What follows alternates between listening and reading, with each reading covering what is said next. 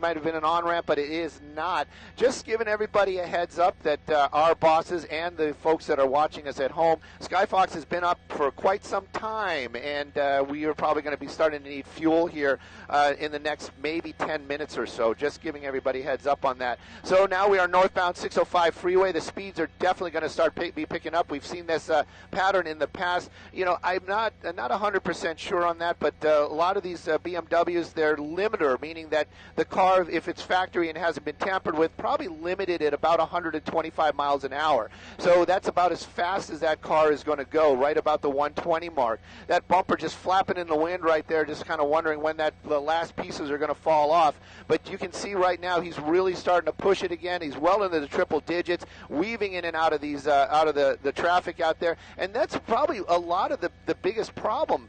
You know, that we don't want to see anything like that. But you're driving along on the freeway, Marla, or one of your friends, and you just make a lane change, and you're not thinking that, you look in the mirror and you're not thinking that car's going 120 miles an hour coming up on me, and you think you're clear, you make that turn, and then it turns into a tragedy.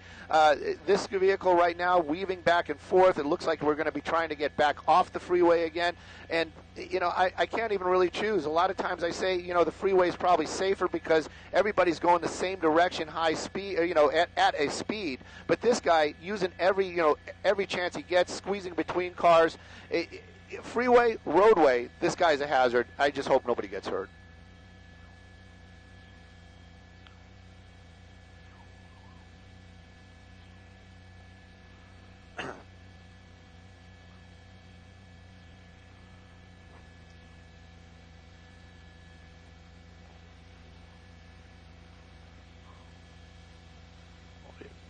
Where do you?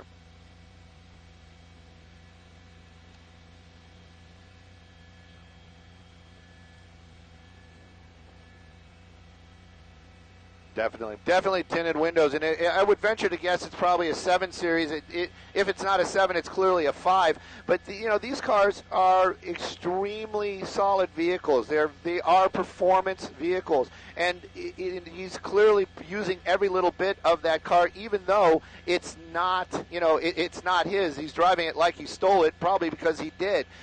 We also know that the license plate on that car comes back to an Audi. So they call that cold-plated.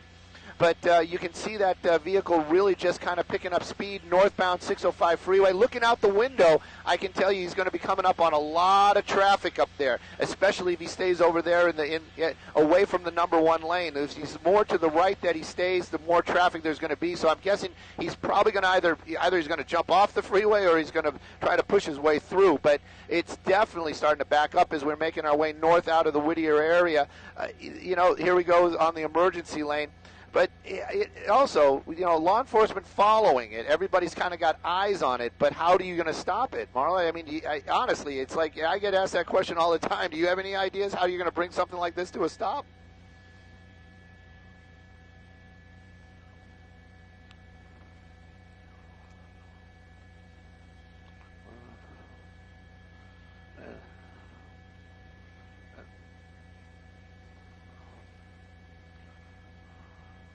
There it is.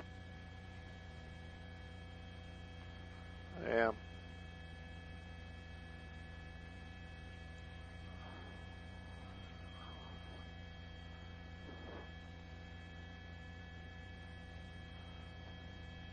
Yep.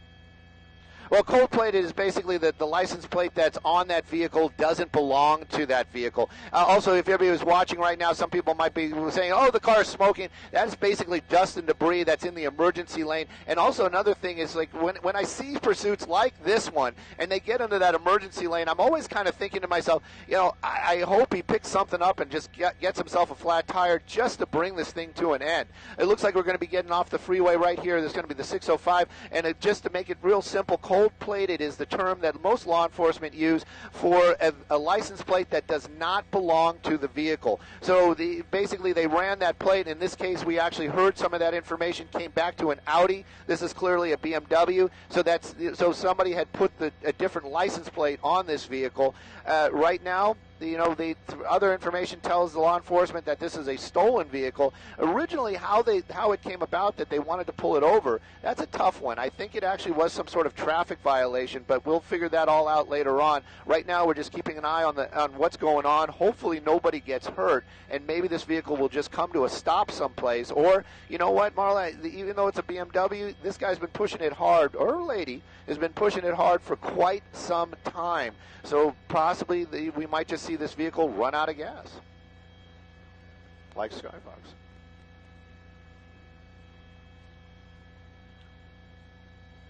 Yes.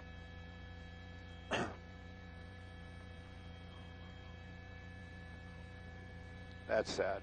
Well, hopefully that other vehicle doesn't have severe damage, and hopefully more than that, nobody has gotten hurt. It probably was. The only reason I was kind of questioning it is because of where that damage was. That could have been some sort of a pit maneuver done by another agency. Like I said, we were listening to this earlier. Earlier on, and we wanted to go, but there was that we were covering the fallen deputy story, so we all decided to stay at that deputy out of respect. But clearly, you can see that this continues to move. Look at this. This is the first time we've actually seen that vehicle stop since we've been here. Don't know really. It's kind of interesting because he could have basically made a turn in either direction, but maybe he's starting to calm down a little bit. Maybe the adrenaline is wearing off, because clearly there is no black and whites. There's no law enforcement on the ground following this vehicle. Clearly a number of helicopters are, but right now there's nobody down there. This is the issue right here. It's a cul-de-sac.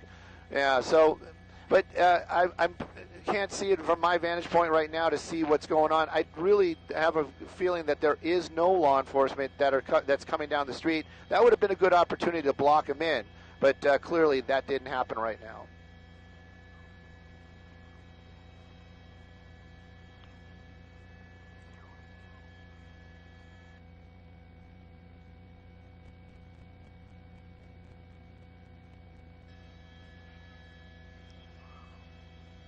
Oh, Tobias. Yeah. Yeah.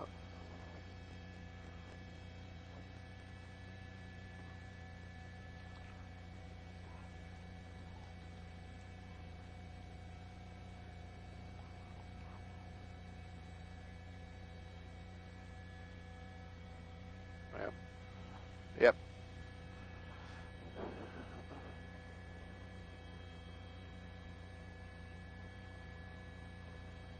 Well, Marla, that's the thing. A lot of times we'll watch these pursuits, and they'll have a license plate, and they'll know, okay, he lives at this address. The vehicle will make their way to that address, then maybe do circles around there. And that's when the spike strips, there we go.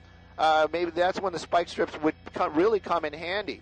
But in this case, this vehicle has not traversed the same spot twice. It started up in the Rampart area, out by Boyle Heights, and made its way all the way down here to Whittier. Drove through a shopping center right there.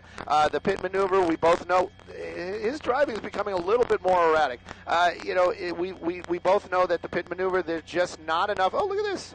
He's going to park it. Well, almost perfect in the line. Or maybe he's going to correct it right there.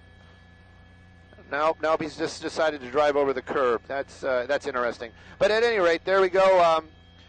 Just keeping it going right there. I don't know what that was all about. It was something interesting to see for sure. At any rate, back onto Whittier Boulevard and just kind of moving along. Still, he's getting so close to so many of these other cars. It is a stolen vehicle. We heard that from earlier on.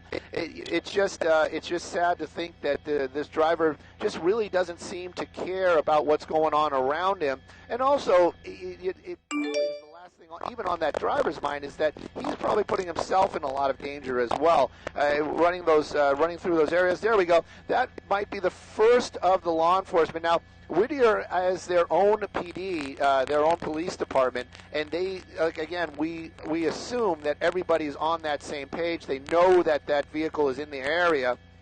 We'll see what happens right now, but that cruiser definitely making a U-turn, making an effort to chase it. We're just kind of watching this. He's driving extremely more reckless.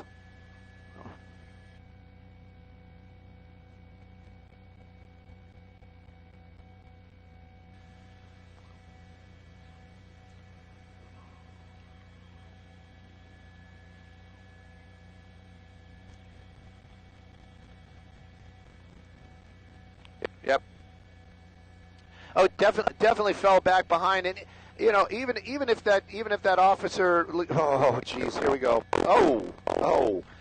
You know, even if that officer had the reaction time that we saw, I mean, right away, lights and sirens made that turn. There's a good possibility Whittier PD also being told, do not pursue this vehicle. We heard it, like I said, wanted to get on this pursuit as soon as we heard it. You know, we heard law enforcement tell their officers several times, do not chase that vehicle. And then when everybody backed off, you know, somebody else saw this vehicle racing by. They got behind it, turned on their lights and sirens. Hey, we're in pursuit. And they right away it was like, no, back off. And that's what's been going on pretty much this entire time. Looks like we're making our way back into another shopping center. I don't know if this person is trying to do one of these, you know, bail into an area that's populated to try to blend in. But you can clearly see these are the things I really don't like when they get in these bigger parking lots. You've got people that are just out there shopping or doing whatever they need to do, and you just don't expect a car to come barreling through there. You know, everybody's asking me. I'll put it out on the air. I probably think because we have an airport nearby, I'm guessing that we probably have another 10 to 15 on station, meaning that we have another 10 to 15 minutes to show our folks at home how long we can this chase. But after that, if that BMW doesn't run out of fuel, we're going to have to definitely up here in Skyfox. We're definitely going to have to go get some fuel.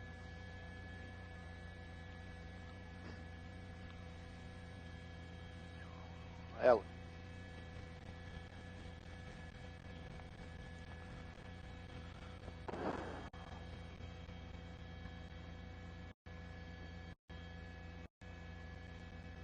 oh, yeah.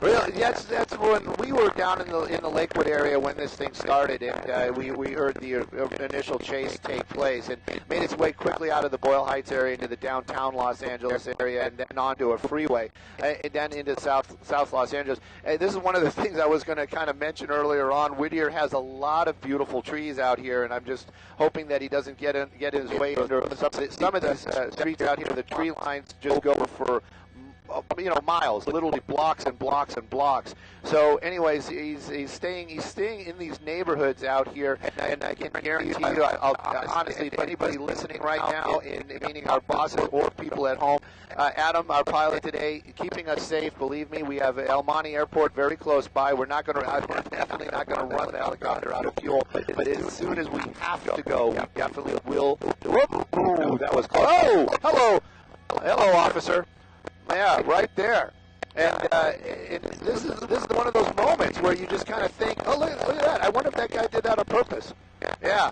So, anyways, this is just, and it must be so frustrating for law enforcement to have that suspect come up right up on you like that, and then have your supervisors just say, yep, no, you can't, nope, don't engage. So that it must be just, they're people just like you and I, and you're basically telling them, don't do your job. And it must be so tough for those guys and gals in law enforcement. Right now, you can see we're in a very residential area out here, not too super familiar with Whittier, except there's a lot of trees out here, and you can see him kind of weaving his way through there. Some stop signs, and then back into that tree-lined area, which is always an issue. Law enforcement definitely in the area. I haven't seen him pop out, Benny. I haven't seen him pop out yet. And then one of that black and white cruiser is right behind him. So, and there we go. So let's see where he went. Up the street, or not. He parked by a driveway down there, somewhere down there. Yep, no, that's the officer running. So Vinny's going to keep an eye on that officer, see where he's going right there. But apparently the suspect is out of the vehicle and apparently is running. So I'm going to get on some radio, push it down. And we're moving Skyfox here to get that shot again with these trees. So we're finding tomorrow. Definitely are.